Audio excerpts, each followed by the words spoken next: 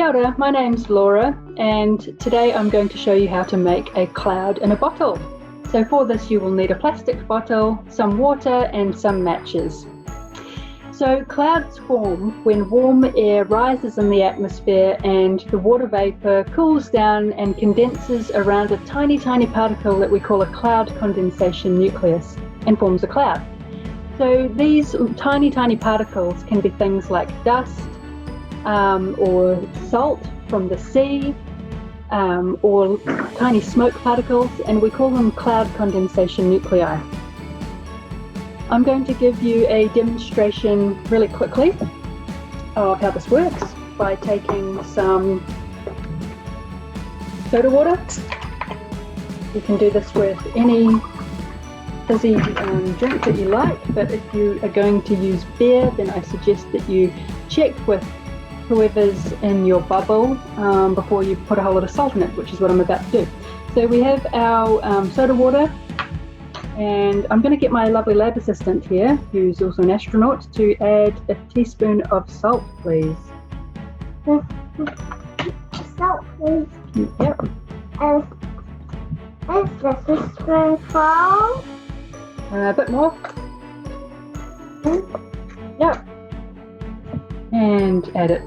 Oh, Great, and we see a nice cloud of bubbles forming. And so this is what we have in the soda water is a solution that's full of carbon dioxide gas, which makes the bubbles. So we say it's super saturated with carbon dioxide. And in the atmosphere, when the water is all around us. That's right, gas is all around us. And when in the atmosphere the environment is super saturated with water vapor, if there are cloud condensation nuclei present, so little particles of dust or smoke, for example, then that water vapor can condense and form a cloud.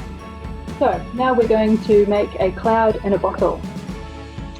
Right. So here I've got a bottle that I've about 3/4 of the way filled with water. And see what happens when I squeeze it. Nothing much really happens. I'm raising the temperature and pressure at the top of the bottle, but we don't see anything happen.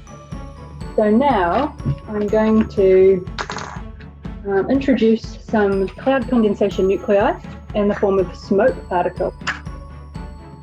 Light the match and just drop it in. Nothing happens, but we pop the cap on.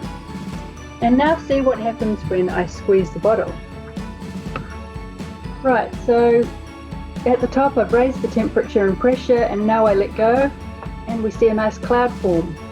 So when I squeeze the bottle and the temperature and pressure increases at the top of the bottle, when I let go, the pressure and temperature decrease, and as the temperature drops, the water vapor can condense around these tiny little smoke particles, these little cloud condensation nuclei, and it forms a cloud. And so now you have your own cloud in a bottle. Enjoy.